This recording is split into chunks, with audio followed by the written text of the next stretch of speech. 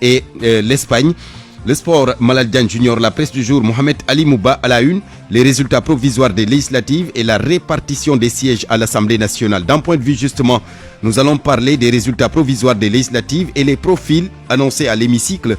Peut-on s'attendre à une Assemblée nationale de rupture pour cette 15e législature? Débat en fin de journal avec nos deux intervenants.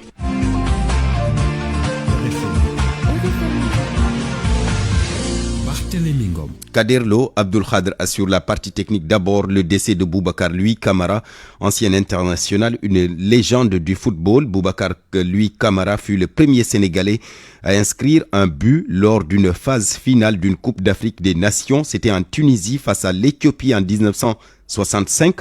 Un match finalement remporté par le Sénégal sur le score de 5-1. Boubacar Louis Camara nous a quitté ce vendredi à l'âge de 78 ans. Son portrait avec Cheikh Tidiane Diagne. Louis Camara s'est singularisé dès 1965 en devenant le premier buteur sénégalais à une phase finale de Coupe d'Afrique des Nations. C'était contre l'Éthiopie, match remporté 5-1 par le Sénégal, et il a participé ce jour au festival offensif. Les prémices d'une telle performance étaient déjà visibles lors des éliminatoires d'alors. Bien des années après, l'ancien attaquant de Foyer France-Sénégal, devenu Giraffe de Dakar, est resté sur cette lancée.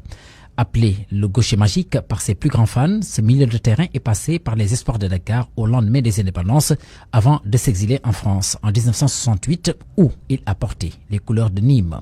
En équipe nationale, Louis Camara a porté la tunique à 5 reprises. Le 16 janvier 1968, il livre son dernier match avec le Sénégal. Hier soir, Louis Camara a tiré sa révérence à l'âge de 78 ans. Cheikh Tidiane Diagne, des témoignages sur le défunt Boubacar Louis Camara dans le journal des sports qui vous sera présenté par Malal Diagne Junior. Notez que l'enterrement de Boubacar Louis Camara est prévu cet après-midi, levé du corps à la morgue à la mosquée de Bop. C'est encore une triste nouvelle pour le football sénégalais, quelques 2 mois seulement après la disparition de Sega Sakho, notre ancien international. Paix à leur âme. RFM, l'info, c'est ici. L'info, c'est ici.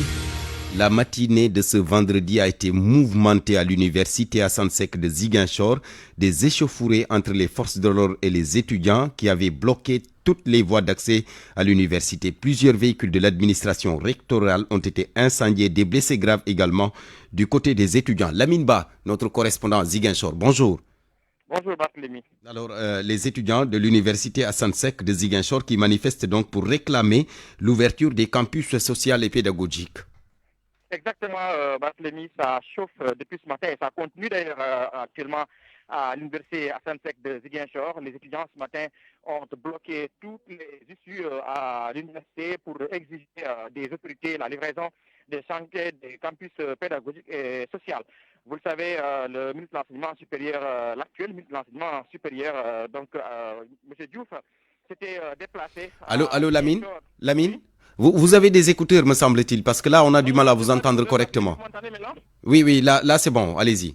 Alors, je disais que le ministre de l'Enseignement supérieur s'était déplacé à Ziguinchor pour promettre aux étudiants que les chantiers allaient être livrés avant la reprise des cours, ce qui n'était pas le cas. Les étudiants, donc, en colère ce matin, se sont frottés aux forces de l'ordre et ont incendié 3 véhicules qui appartenaient à l'administration territoriale. L'un des véhicules, un des pick-up vert blanc du campus du rectorat est en train de brûler d'ailleurs devant nous au moment où je vous parle comme ça à Barthélémy.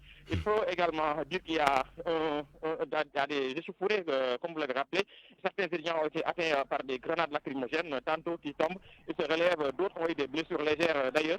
Et au moment où je parle, la situation continue, c'est extrêmement tendue et les affrontements se poursuivent entre étudiants et forces de l'ordre. Les étudiants avaient pourtant prévenu le ministre de l'Enseignement supérieur, Abdourahmane Diouf, que si les délais fixés pour la livraison des chantiers n'étaient pas respectés, ils allaient manifester. Et là, maintenant, c'est une grève illimitée, Barthélémy, à l'université Assane Seck de Ziguinchor. Et c'est toute la coordination des étudiants qui mène ce mouvement sans exception pour dire que c'est parti pour une semaine extrêmement difficile à Ziguinchor si les autorités ne prennent pas leurs dispositions. Le médiateur de l'université, Noir Cissé, a fait le déplacement ce matin pour tenter de rapprocher les deux parties, mais la situation n'a pas pu être résolue et les affrontements se poursuivent, Barthélémy. Les affrontements se poursuivent donc entre étudiants de l'université Assane Seck de Ziguinchor et forces de l'ordre. Je rappelle qu'il y a eu des blessés graves du côté des étudiants, des véhicules de l'administration rectorale également incendiés. Les étudiants réclament la livraison des campus sociaux et pédagogiques. Lamine Ba, merci. Nous y reviendrons lors de nos prochaines éditions. Paralysie également du système éducatif à Bunkiling.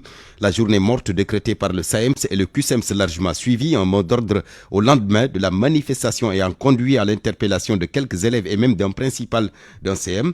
Ils ont été libérés certes, mais les syndicalistes maintiennent la lutte. Serigne Fallou Dafé, le secrétaire général du SAEMS, avec Bakary Konté. L'objectif de la grève, c'est pour dénoncer les conditions dans lesquelles le principal a été arrêté ainsi que ses élèves. Voilà, cette arrestation que nous jugeons arbitraire, n'est-ce pas, de la part du commandant de brigade de Bunkiling, nous la dénonçons jusqu'à la dernière énergie. Parce que aussi, pour dire vrai, le principal, c'est un chef d'établissement, ne doit pas être appréhendé au même titre que, n'est-ce pas, les élèves. Donc si on le fait ça, c'est pour l'humilier. Donc c'est pourquoi vraiment cette décision, donc nous la contestons, comme je l'ai dit tantôt, nous la contestons à la dernière énergie. Et vraiment, nous avons interpellé qui de droit que vraiment ces genres de pratiques, n'est-ce pas, soient cessés, n'est-ce pas, dans les écoles publiques. Par rapport à la sécurité, n'est-ce pas, des enseignants, les enseignants, n'est-ce pas, sont victimes d'agressions, des agressions, n'est-ce pas, qui viennent souvent de la part, n'est-ce pas, des parents d'élèves, mais également des agressions, n'est-ce pas, qui peuvent venir, n'est-ce pas, de la part des élèves. Nous avons, n'est-ce pas, discuté, n'est-ce pas, avec les autorités administratives, n'est-ce pas, scolaires, n'est-ce pas, pour vraiment prendre les devants, pour que ces genres de pratiques, n'est-ce pas, cessent, n'est-ce pas, dans les écoles. Par rapport au taux de suivi, n'est-ce pas, de la grève, voilà, donc c'est une, n'est-ce pas, grève qui est largement suivie, voilà, parce que nous avons eu, n'est-ce pas, les pourcentages, n'est-ce pas, de suivi de chaque établissement. Donc on peut dire que la grève, n'est-ce pas, a été suivie, n'est-ce pas, à 90%, n'est-ce pas, au niveau de la circonscription de l'IF de Bunkiling. Arrestation de 11 personnes lors des affrontements entre gendarmes et population à Badioula. Nous sommes dans la région de Kédougou. La carte de l'apaisement semble avoir été jouée. Poursuivies pour attroupement non autorisé, rébellion et outrage à agents. Elles ont toutes été libérées hier au terme de leur face-à-face avec le président du tribunal d'instance de Saraya, Ibrahima Diabakhate. Les 11 personnes interpellées à Badioula mardi dernier suite à des affrontements entre les gendarmes et les populations ont été libérées hier jeudi. Poursuivies pour attroupement non autorisé, rébellion et outrage à agents de la force publique dans l'exercice de leurs fonctions, elles ont été jugées en flagrant délit et condamnées à 3 mois avec sursis. Pour rappel, les populations avaient érigé des barricades à hauteur de leur village pour manifester la récurrence des accidents sur cet axe du corridor Dakar-Bamako entre Bembou et Saraya. Le blocus qu'elles avaient imposé pour déplorer la collision mortelle entre 2 propriétaires de motos avait été levé à coups de grenades lacrymogènes par les éléments de la brigade de gendarmerie territoriale de Saraya, appuyés par ceux du Garci 2. Ibrahima Diabakhate, Kédougou, RFM. Ibrahima Diabakhate, les médecins en spécialisation et les internes du Sénégal qui comptent déposer à nouveau une demande d'autorisation de marche. Et ils vont sortir dans la rue, quelle que soit la réponse de l'autorité. Pour la suite du mouvement, ils vont se concerter avec la base donc pour voir la suite à donner à leur mouvement de grève. Je rappelle que ces médecins avaient prévu une manifestation aujourd'hui, mais le préfet s'y est opposé. Ils sont en train donc de voir s'ils vont maintenir la grève ou non. Le docteur Babacar Fall, membre de l'intersyndicale des médecins spécialistes en formation avec Kawambay. Le rejet de notre demande de marche qui devait se tenir aujourd'hui par le préfet pour des motifs que nous jugeons insuffisants et qui constituent un recul encore pour la démocratie sénégalaise. Nous prenons acte et nous tenons l'opinion nationale et internationale en témoin du fait qu'il y a de cela 5 ans, en 2019, nous avions fait une marche sur un itinéraire qui était plus long et que la marche n'avait perturbé aucunement le fonctionnement des services publics.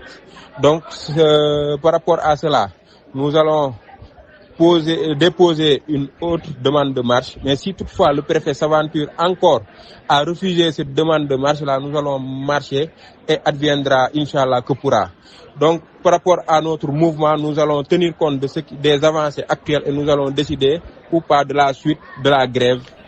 Les travailleurs de la Poste qui ont tenu ce matin un sit-in, ils dénoncent les retards de salaire dans leur entreprise. Ces travailleurs interpellent les autorités. Ils veulent la mise en œuvre dans les plus brefs délais du plan de restructuration élaboré de façon consensuelle. Ibrahim Assar, le secrétaire général du syndicat national des travailleurs des postes et télécommunications, au téléphone avec Eladji Diogoudien. La Poste traverse des difficultés criardes qui aujourd'hui ont des répercussions sociales. Si on en prend garde, peut virer à la catastrophe sociale. Figurez-vous, jusqu'à aujourd'hui, les travailleurs de la Poste n'ont pas perçu leur salaire. Jadis, on parlait de retard de paiement de salaire, mais maintenant, on est entré dans l'ère d'arriérés de paiement de salaire. Certes, les autorités actuelles ont hérité d'une situation difficile. Tout le monde sait qu'ils n'en sont pas du tout responsables, mais ils doivent agir vite. On est le 22 du mois de novembre. Nous n'avons pas perçu le mois d'octobre. Si on vire aujourd'hui les salaires, mais beaucoup d'entre nous ne vont pas percevoir intégralement le salaire parce que ceux qui sont au niveau des banques vont concéder une double coupure. Donc aujourd'hui, nous appelons l'autorité à agir pour le parachèvement du processus de restructuration. Mais en attendant, il faut stabiliser la situation, notamment sur le plan social, parce que les salaires ne peuvent pas attendre. À l'heure actuelle, on ne devrait pas parler au Sénégal de problèmes de retard de salaire, encore plus d'arriérés de paiement de salaire. On doit stabiliser à ce niveau, mais aussi travailler très rapidement à parachever le processus de restructuration pour que la Poste puisse elle-même se prendre en charge. Ibrahim Assar, le secrétaire général du syndicat national des travailleurs des postes et télécommunications, il répondait aux questions de l'adjoint Ndiogoudjen. Midi 12, la suite après ceci. RFM, fréquente modulation 94.0, la radio en puissance. RFM Midi. L'ancien président du groupe parlementaire Benno Bokk Yakaar, Moustapha Diakhaté, il se trouve présentement dans les locaux de la division spéciale de la cybercriminalité depuis 10 heures en compagnie de ses avocats, mais les motifs de sa convocation donc ne sont pas encore connus pour le moment. Le journaliste Adama Gueye, lui aussi, est convoqué aujourd'hui à la division des investigations criminelles. La convocation initialement prévue hier a été reportée ce vendredi, et c'est parce que son avocat était absent. Lui aussi, il dit ignorer les raisons de sa convocation. Le scrutin législatif anticipé du 17 novembre dernier avec cette razzia du parti PASTEF, ce qui pose sur la table le mode de scrutin pour ces élections législatives, le scrutin majoritaire qui favorise généralement les partis au pouvoir. Et c'est pourquoi d'ailleurs des spécialistes du droit parlementaire plaident pour des réformes afin de corriger ce système. Mohamed Ali Mouba. Pour Babacar Gaye, le système électoral sénégalais traîne des avatars puisqu'il favorise généralement le parti au pouvoir. Il n'est ni juste ni équitable. Babacar Gaye est spécialiste du droit parlementaire. Ce constat est amer. Pour 54% des suffrages, un parti politique remporte 130 députés sur 165, c'est-à-dire 80% des sièges. Cela est dû au fait qu'il y a un système mixte qui allie le scrutin majoritaire uninominal ou plurinominal par département à un tour et un système proportionnel, un scrutin proportionnel par liste. En général, c'est la tête de liste nationale qui est le leader politique qui draine justement l'électorat au profit des députés candidats qui en réalité peuvent ne pas être représentatifs. C'est déjà une entorse de mon point de vue à la démocratie qui n'est pas simplement une élection. Même observation de Abdou Karim Bass. Il est spécialiste des questions électorales. Ce mode actuel est conçu vraiment pour donner une large victoire au parti au pouvoir. Bon, le législateur l'avait fait à l'époque. Bon, c'était bien avant l'alternance de Wade. Donc c'était pour fortifier le pouvoir et lui donner de large majorité, une écrasante majorité au niveau de l'Assemblée pour pouvoir gouverner librement. Bon, maintenant, les choses évoluent. Avec ce système-là, comme on dit, le système Raogadou, qui voit dans un département, avec 4000 voix, on peut passer pour être élu député. C'est pas, ce qui n'est pas du tout normal, contrairement au quotient national. Que faire alors pour corriger ce système qui fait la faveur aux partis au pouvoir? Babacar Gaye suggère l'intégration d'un peu plus de proportionnel. À mon avis, il faut fondamentalement remanier le système électoral sénégalais en introduisant naturellement un scrutin majoritaire par circonscription à 2 tours. Pour cela, il va falloir découper le Sénégal en plusieurs circonscriptions. Ça pourrait être, par exemple, 165 circonscriptions, ce serait l'idéal. Si c'est pas possible, par exemple, comme une ville comme Dakar, on pourrait en faire peut-être une grande circonscription avec, par exemple, 10 députés à élire. Mais à ce niveau, moi, j'aurais suggéré que pour ces cas où, par exemple, le nombre de députés à élire par circonscription au scrutin majoritaire à 2 tours uninominal ou plurinominal, quand ça dépasse 4 députés, justement, le système proportionnel pour répartir justement les sièges en fonction des partis politiques qui collectent des suffrages au niveau de ces grandes circonscriptions. Si c'était le cas, aujourd'hui, par exemple, la liste de, par exemple, Sam Sakadou à Dakar aurait pu avoir des députés parce que quand même, il y a pas mal de Sénégalais qui ont voté pour cette liste. Ce système électoral mixte allie deux modes de scrutin, une liste sur la départementale, une autre sur la proportionnelle, la liste nationale. Mais avec le scrutin majoritaire à un tour sur la départementale, les spécialistes soutiennent que c'est très facile pour le parti au pouvoir d'obtenir la majorité, une majorité même écrasante alors qu'il n'a pas forcément le suffrage correspondant. Abdou Karim Sall, le maire de Mbao, il a été élu député grâce au plus fort reste. La tête de liste de la coalition Andesiko Lutengir Sénégal, AKS, lors des dernières législatives, compte bien siéger dans la 15e législature. Ancien ministre sous Macky Sall, il précise qu'il reste dans l'opposition. Je voudrais d'abord profiter pour saluer et remercier l'ensemble des Sénégalaises et les Sénégalais qui ont fait confiance à cette liste. Je pense que c'est la démocratie sénégalaise qui en sort victorieuse.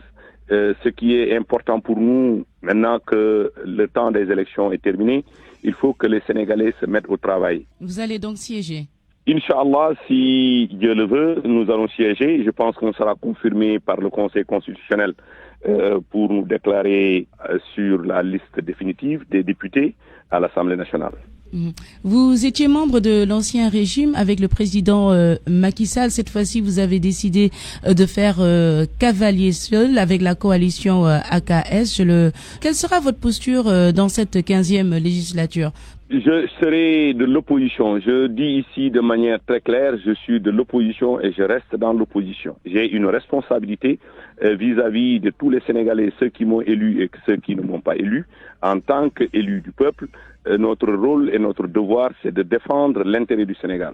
Maintenant, quand des choses qui vont dans le sens du développement du Sénégal nous interpellent, nous prendrons les dispositions pour être en phase. Par contre, nous serons là pour s'opposer à tout ce qui peut mener le Sénégal vers l'abîme et à tout ce qui peut freiner le développement économique et social du Sénégal. Abdou Karim Sall, élu député donc de la 15e législature, il répondait aux questions d'Anna Rocha. Direction Kaolack, là-bas, la tête de liste départementale du parti Pastef, Rokhaya Ndiaye, députée également de la 15e législature, et elle veut faire des préoccupations de sa communauté une priorité une fois à l'Assemblée nationale. Et c'est dans ce sens qu'elle lance un appel à tous ses collègues parlementaires de la 15e législature. L'objectif final, dit-elle, c'est le développement du Sénégal. Rokhaya Ndiaye au micro de RFM Kaolack de Fatou Mbow, elle appelle à l'unité. Je remercie aussi la population kaolackoise d'avoir confirmé leur vote. La coalition PASTEF a encore gagné les élections. Cela confirme toujours que la population kaolackoise a de l'espoir pour le parti PASTEF. En tant que député, porté par la liste départementale, moi et mon colistier, M. Aline Badara Diagne, nous rassurons le département de Kaolack. Nous rassurons la population du département en leur disant que nous ferons tout pour être à la hauteur de notre mission. Nous représenterons le département de Kaolack et dignement, Inch'Allah Rabbi, pour qu'on puisse avoir vraiment, pour qu'on puisse mériter la confiance qui est placée sur notre personne. Mettre en bandoulière, défendre le département de Kaolack, défendre les intérêts du département de Kaolack. Et on fera tout, Inch'Allah Rabbi, pour être à la hauteur de cette mission. Rokhaya Ndiaye, tête de liste départementale du parti Pastef à Kaolack, élu député de la 15e législature. Autre chose, à Thiès, avec le lancement des travaux de réhabilitation de la voirie urbaine, le maire répond ainsi favorablement à une vieille doléance des populations qui ont longtemps dénoncé les accidents dans la ville liés à l'état défectueux des routes. Le docteur Babacar Diop, lors de la cérémonie de lancement des travaux, a évoqué l'incendie survenu récemment au marché central de Thiès.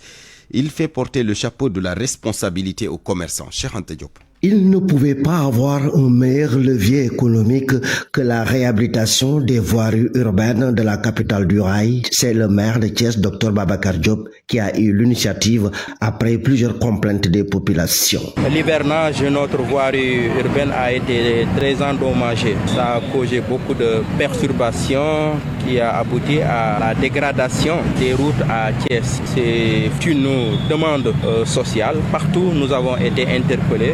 Les maires, le maire de la ville, la Géroute, le FERA, même les autorités territoriales et sur la question.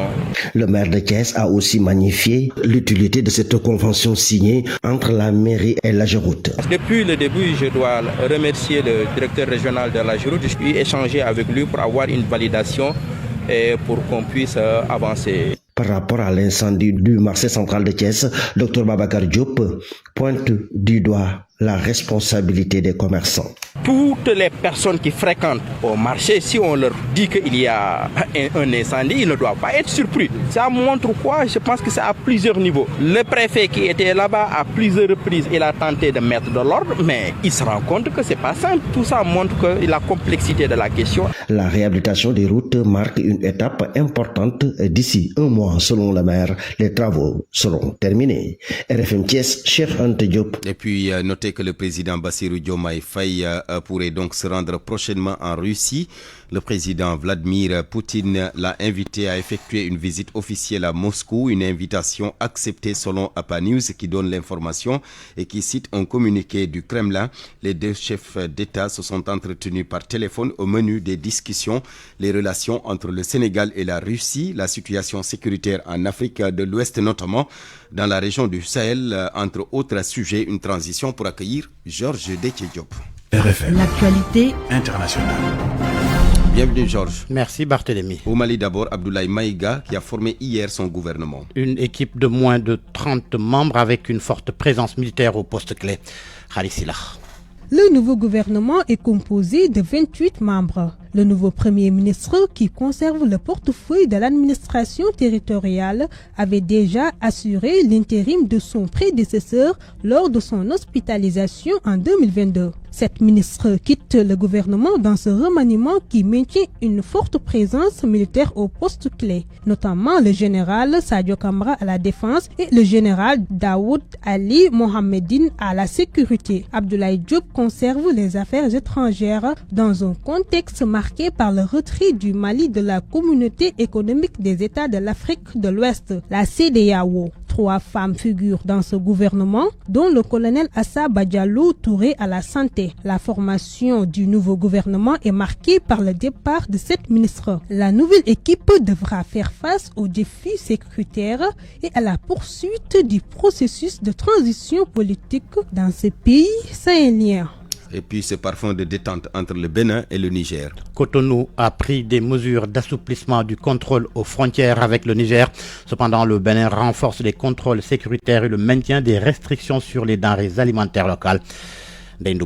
Selon une note de service signée par le directeur général adjoint des douanes, les nouvelles dispositions autorisent la libre circulation des produits importés à destination du Niger, notamment le riz, les conserves et l'huile. La libre circulation des personnes dans les deux sens ainsi que l'entrée des produits en provenance du Niger sont également autorisées. L'interdiction de sortie reste cependant strictement maintenue pour tous les produits vivriers cultivés au Bénin tels que le maïs, le mil et le sorgho. Ces mesures s'accompagnent d'un renforcement des contrôles sur les embarcations et véhicules pour détecter tout transport d'armes, de munitions ou de matériel pouvant être utilisé par les groupes armés terroristes. Les autorités douanières appellent à une stricte application de ces instructions et demandent que toute difficulté d'application soit immédiatement signalée. Cette décision pourrait être considérée comme un signe de détente entre les deux pays. C'était un des titres de l'actualité internationale. Georges, ce démantèlement d'une cellule terroriste entre le Maroc et l'Espagne. C'est grâce à la coordination entre les services sécuritaires des deux pays.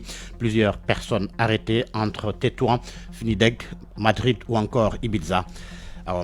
Une cellule terroriste affiliée à l'organisation Daesh a été neutralisée entre le Maroc et l'Espagne. Selon APA News, cette opération conjointe a conduit à l'arrestation de 9 individus. Les 3 opéraient dans les villes marocaines de Tétouan et Finidec et les 6 autres étaient actifs à Madrid, Ibiza et Ceuta. Les perquisitions ont permis de saisir des armes blanches et du matériel informatique qui sont soumis actuellement à une expertise approfondie Gueye, qui va aider à avoir des indices sur les projets de cette cellule, précise un communiqué du Bureau central d'investigation judiciaire du Maroc. Les premières investigations ont permis de révéler que des membres de ce réseau entretenaient des liens avec l'idéologie radicale du Daesh. Certains d'entre eux, anciens détenus pour des faits de terrorisme en Espagne, se rencontraient régulièrement à Ceuta et Tétouan pour planifier des attaques au nom de Daesh. Nous restons au Maroc. 2 morts dans le crash d'un avion de l'armée.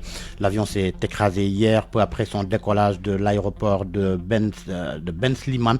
Selon l'agence marocaine de presse, des équipes de secours ont été dépêchées sur les lieux du crash et une enquête est ouverte pour déterminer les circonstances de l'accident. Au Liban, pour terminer, près de 230 agents de santé tués depuis le début de la guerre à Gaza. Des chiffres de l'OMS, l'Organisation mondiale de la santé, qui souligne que la plupart l'ont été depuis l'escalade entre Israël et le Hezbollah en septembre. Selon le représentant de l'OMS au Liban, il y a eu au total 187 attaques contre le secteur de la santé depuis le 7 octobre, avec 226 morts et 199 blessés. Il s'exprimait ce matin lors d'un point de presse. Merci beaucoup, Georges Diop. Parole aux auditeurs. L'actualité, qu'en pensez-vous? Moi, je pense que vous devez. Réagissez dans nos éditions d'information sur l'actualité. Bonjour. Du lundi au vendredi, vous avez la parole sur RFM. D'un point de vue, nous allons parler des résultats provisoires des législatives et les profils annoncés à l'hémicycle, notamment avec cette interrogation. Peut-on s'attendre à une Assemblée nationale de rupture pour cette 15e législature? Rendez-vous avec nos 2 intervenants. Nous serons avec 2 analystes politiques, Malaw Kanté et Demba Gueye. RFM Sport. Malal Diagne Junior, bonjour Malal. Bonjour Barthélémy. Nous pourrons ouvrir ce journal des sports. La lutte d'abord, la lutte avec frappe à Siteu, Modlo. Rendez-vous ce dimanche. Rendez-vous ce dimanche à l'arène nationale pour le combat royal qui va opposer le roi des arènes à Siteu, son challenger. Comment donc analyser cette affiche et que faut-il attendre de ce combat? Suivons les explications de Saluba, l'un de nos consultants dans l'arène.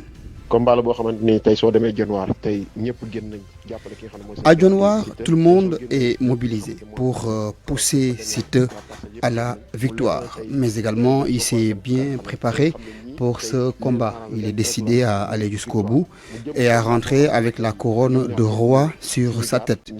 Mais en face de lui, ce sera difficile. Il ne faudrait pas oublier qu'ils ont 2 adversaires en commun. Siteu et Modlo ont tous les 2 battu Papa Sow. Mais face à l'aide de guerre, Siteu a certes marqué des points, mais il a perdu, alors que Modlo, lui, est sorti victorieux de ce combat. Donc ce sera une affiche qui va donc donner beaucoup de spectacles aux amateurs, puisque si c'est un combat rapproché pour Siteu, cela pourrait être dangereux pour lui, parce qu'on connaît la force de frappe de Modlo, la technicité, mais également sa rapidité. Donc Siteu privilégierait l'attaque à distance avec la rapidité et la précision pour éviter de tomber dans le piège de Modlo, puisque tout le monde sait que Modlo est techniquement très opérationnel. Il arrive à faire des choses, à surprendre ses adversaires. Donc Siteu devrait vraiment mettre en place une stratégie qui lui permettrait de faire les choses vite et bien pour sortir victorieux. Mais face à Modlo, l'erreur n'est pas permise. Donc ce sera un combat prévu dimanche prochain, comme vous l'avez dit, Barthélémy. Ce sera donc à l'arène nationale et ce sera un combat à suivre en direct sur la radio Futur Média à partir de 15h. Oui, le basketball, début de la fenêtre FIBA à Dakar Arena. À Dakar Arena, les compétitions ont démarré depuis 12 heures avec donc les équipes de la poule A qui jouent également à Dakar, le Soudan du Sud face à l'équipe du Maroc. Ensuite à 15h, la RD Congo face à l'équipe du Mali. À 18h, le Sénégal joue contre l'équipe du Rwanda, on est dans la poule B. À 20h, le Cameroun jouera contre le Gabon. Cette fenêtre se joue à partir d'aujourd'hui, demain et dimanche, Inch'Allah. Et nous reparlons de cette triste nouvelle qui frappe le monde du football au Sénégal avec le décès de Boubacar Louis Camara. De Boubacar Louis Camara, ancien international, ancien capitaine de l'équipe nationale du Sénégal, qui est décédé hier soir. Mam Touti, l'un de ses anciens compagnons qu'il a vu jouer, qu'il a fréquenté, témoigne au micro de Cheikh Tidiane Diagne. Le souvenir, c'était le râteau. C'est-à-dire, quand il jouait, la balle collée au pied, il donne l'impression de se la donner et la retire quand vous le pied. Vraiment, il est un orfèvre en la matière. Et on garde de lui un garçon affable, vraiment très, très correct, jovial, disponible aussi, pour dire. Vraiment, je suis bouleversé parce que de mon manque pour faire un témoignage vraiment à la hauteur de l'homme, Bon, paix à son âme. Et mes condoléances à l'association des anciens footballeurs dont il était membre, à l'association des internationaux aussi, à ses parents, amis et à tous les sportifs. Vraiment, nous avons une grosse perte. C'était le capitaine de l'équipe nationale de notre génération. Après le départ de Gomis, juste après Asmara, il a pris le relais et il a aussi rejoint les gens au niveau de la France, à Montpellier, je crois. Mais bon, il était tellement attaché à Dakar qu'il n'a pas duré. Voilà, un garçon vraiment bien à tout point de vue. Donc, paix à son âme. Et pour finir avec Barthélémy, le programme de la 5e journée de la Ligue 1 sénégalaise qui a démarré depuis hier, ce week-end. Le duel à Rufisque contre Agel et Teungueth FC. Gorée joue contre Diamono Fatick. Walidan reçoit Pikine. La Sonacos joue contre les HLM de Dakar. Oui, en Europe également avec les championnats de retour après la pause internationale, la Liga, la Ligue 1 ou encore le championnat d'Arabie Saoudite. Forcément, vous êtes supporter du Barça ou du Real. Forcément. Je suis supporter du Real. C'est pourquoi vous avez démarré avec la Liga. Merci beaucoup, Malal. Midi 32 minutes. RFM, la radio de toute l'actualité. Les propos rassurants du ministre de l'Agriculture sur le prix de l'arachide pour la campagne de commercialisation, une proposition qui enchante plus ou moins le monde des paysans. Le prix n'est pas encore connu, mais les producteurs croisent les doigts et espèrent que ce sera même au-delà de leurs attentes. Ils se sont confiés à Nafissatou Sila. L'attente est toujours longue et le monde paysan a hâte de connaître le prix du kilogramme de l'arachide. Un prix qui doit être plus que satisfaisant, surtout cette année où la production a subi quelques difficultés. Bassirouba de Ars-Momel estime qu'il s'agira d'un montant conséquent ou qui ne lésera pas le cultivateur. Et il prévient pour les bons impayés. On a accusé beaucoup de retard par rapport à la fixation du prix du kilogramme de l'arachide. Mais ce n'est pas grave. Et on sait bien que pour cette année, la production n'est pas aussi satisfaisante que ça. Mais le plus important reste que le prix de l'arachide doit être conséquent. Et c'est ce que nous attendons de l'État du Sénégal. Et au minimum, il doit être vendu à partir de 600 voire 700 francs le kilogramme. Et il ne faut surtout pas piéger les cultivateurs. Surtout attendre que la Sonacos achète d'abord pour qu'on puisse vendre. Ou encore laisser les opérateurs acheter d'abord. Ce n'est pas normal. Nous souhaitons que même les frontières soient ouvertes pour permettre aux étrangers de venir acheter. C'est plus bénéfique pour nous. Et je préviens par rapport aux bons impayés. Chernodien, président de l'Alliance nationale pour le développement rural, aussi s'impatiente. L'heure presse pour lui et toutes les dispositions doivent être prises pour les prochaines campagnes de commercialisation. Cette situation-là nous amène certains paysans à vendre leurs graines.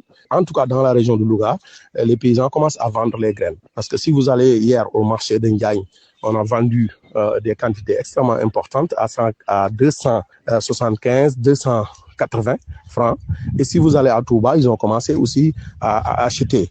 Donc l'État ne doit pas attendre la fin des récoltes pour pouvoir fixer le prix. On doit prendre toutes les dispositions nécessaires avant la fin de l'hivernage pour que le paysan qui est dans son champ sache que après la récolte, il peut vendre ses graines à un prix, à tel prix, mais aussi à tel lieu. De toute façon, le prix du kilogramme de l'arachide sera connu au courant de la semaine prochaine et les acteurs du secteur de l'arachide, surtout les paysans, souhaitent un meilleur rendement, surtout sur le plan financier.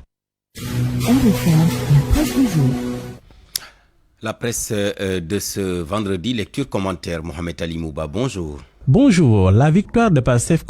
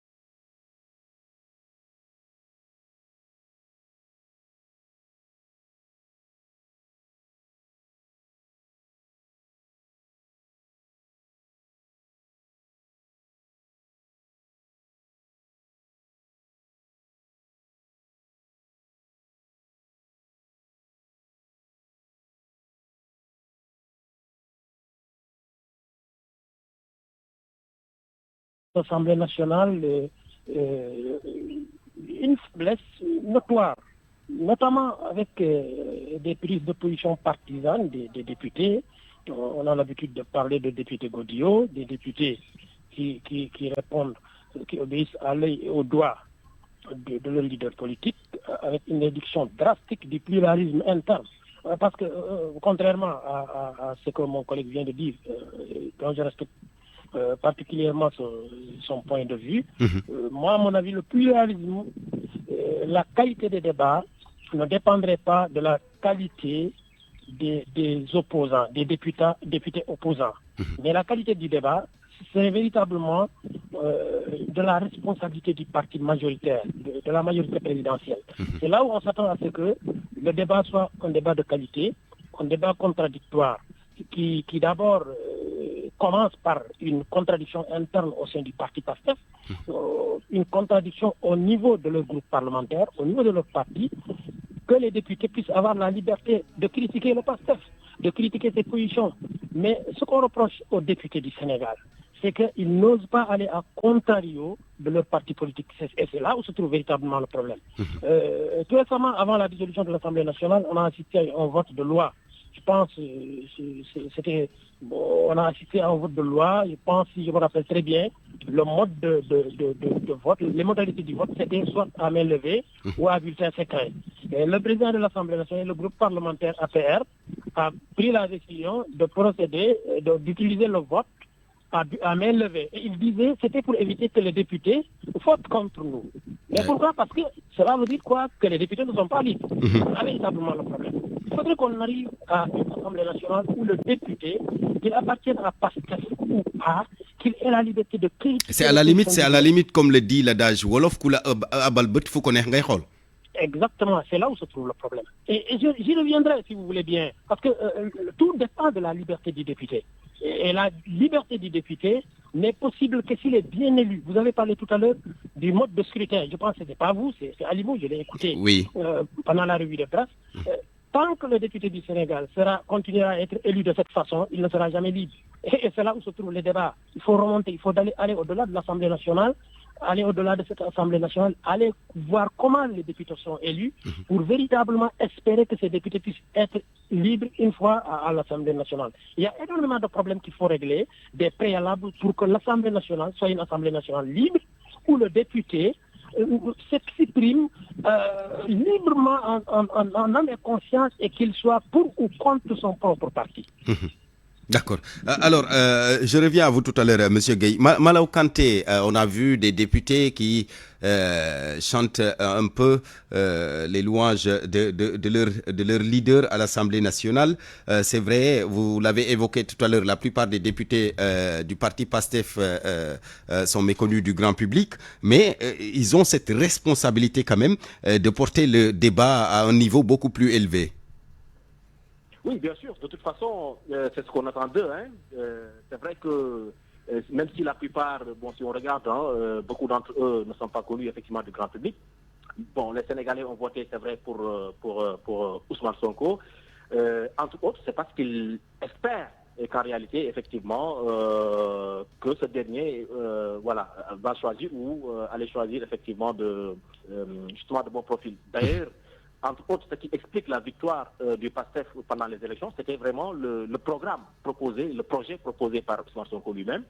On a vu que, pendant durant la campagne électorale, c'est quelqu'un quand même qui a beaucoup insisté sur le programme, contrairement à beaucoup de candidats. Bon, on peut citer bien sûr Amadou Ba, on peut citer Tahirou Sarr qui ont parlé de programme, mais le PASTEF a beaucoup insisté là-dessus. Donc les gens espèrent justement qu'au sein de la représentation nationale, on aura cette fois-ci quand même des gens qui vont aller effectivement dans ce sens. Bon, maintenant, c'est clair que depuis pratiquement les années 2000 parce que si on se rappelle très très bien, sous Diouf et Senghor, on avait de bons profils. Les députés étaient vraiment très responsables. Alors on peut citer les fameux débats auxquels on assistait avec Ousmane Ngom, Abdourahim Agne, etc. justement. Et les gens avaient vraiment envie. À l'époque, on était tous jeunes, mais on avait envie.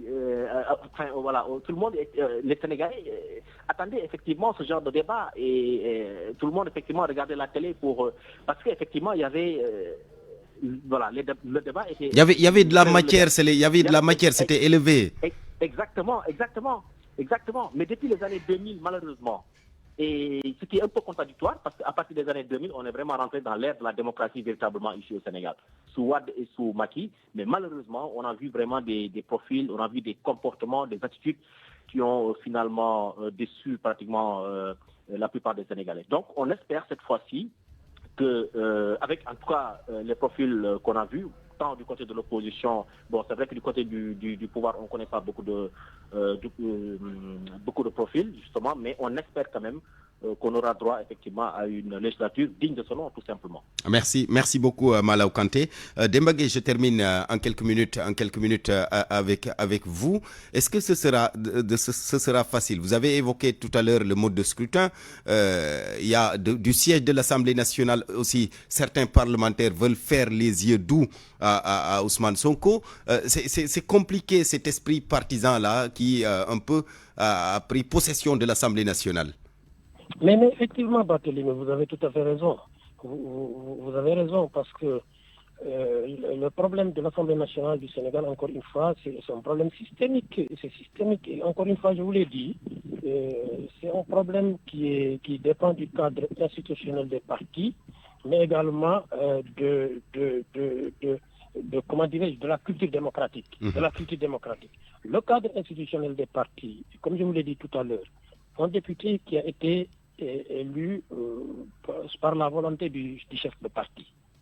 Un député qui peut être démis de ses fonctions s'il rampe à contre-courant de son parti. On a vu des exemples. Ouais. On a vu l'exemple tout récemment d'Aminata Touré à l'Assemblée nationale, qui a été renvoyé du PASTEF, de l'APR, parce que tout simplement il critiquait l'APR. C'est des questions véritablement sur lesquelles il faut revenir. Donc pour vous, il faut qu'il y ait une réforme vraiment profonde pour Absolument. Permettre aux députés d'avoir sa liberté de ton. D'avoir sa liberté. Tant qu'on de parti continue à avoir droit de vie et de mort sur la vie d'un député, ce député ne peut pas être libre. Et peut-être je vais décevoir une certaine classe politique qui pense que peut-être la qualité des débats parlementaires dépend du niveau intellectuel du député. Et du profil. Je ne le pense. Du profil, je ne le pense pas. Et quel est le député? Vous allez du côté de la majorité présidentielle, au niveau de l'Assemblée nationale sortante. Qui peut me dire qu'il n'y avait pas de bons profils? Il y avait de bons profils, des têtes pensantes. Voilà, des têtes pensantes, des têtes bien pleines. Quel est le député de cette majorité qui a une fois levé le doigt pour dire je suis contre à l'Assemblée nationale? Mais aucun. S'il le dit, le lendemain, on lui coupe la tête. Je vous ai donné tout à l'heure l'exemple d'Aminata Touré. La qualité du débat parlementaire ne dépend pas du niveau intellectuel et des profils. Ça dépend fondamentalement de la liberté du député, de sa liberté. Ça dépend du cadre institutionnel. Il faut revoir le mode de fonctionnement des partis. Il faut revoir également beaucoup de choses pour que le député puisse avoir une marge de manœuvre. Il faut revoir le mode de scrutin, comment on élit le député. Il faut, tout simplement, vous savez, le député à l'Assemblée nationale, on pouvait penser qu'il est libre. Il ne l'est pas. Il ne l'est pas parce qu'il est en train, il a à l'esprit des intérêts personnels. Il veut avoir une promotion politique. Il veut être demain élu ministre. Il veut être élu ceci ou cela. Or, s'il rampe à contre-courant du parti, il peut mettre une croix sur ses ambitions politiques à l'intérieur de son parti. Et tous ces paramètres-là, il faudra les revoir. Il faut réformer les partis. Il faut réformer beaucoup de choses pour que le député sénégalais soit libre et ait la liberté et le droit de critiquer son propre parti. Ouais. Tant qu'on ne va pas y arriver, je ne pense pas qu'il y aura une rupture par rapport à votre question. Merci beaucoup Demba Gueye, analyste politique. Merci également à Malaw Kanté, lui également analyste politique. Mesdames, Messieurs, merci à vous. En tout cas, la rupture tant chantée est toujours attendue du côté de l'Assemblée nationale. L'espoir est permis selon Malaw Gueye avec les profils de cette 15e législature. On attend de voir. Merci beaucoup à vous. On vous retrouve tous les deux dans le journal de 13h qui vous sera présenté par El Hadji Ndiogou Diène. Mesdames, Messieurs, c'était le midi présenté par Barthélémy Ngo, mise en onde de Kader Lo. Réalisation El Hadji Ndiogou, il sera là dans moins de 7 minutes. Chef d'édition Awa Mbaye Mama Soukane. Bonne suite de programme sur la radio Futur Média.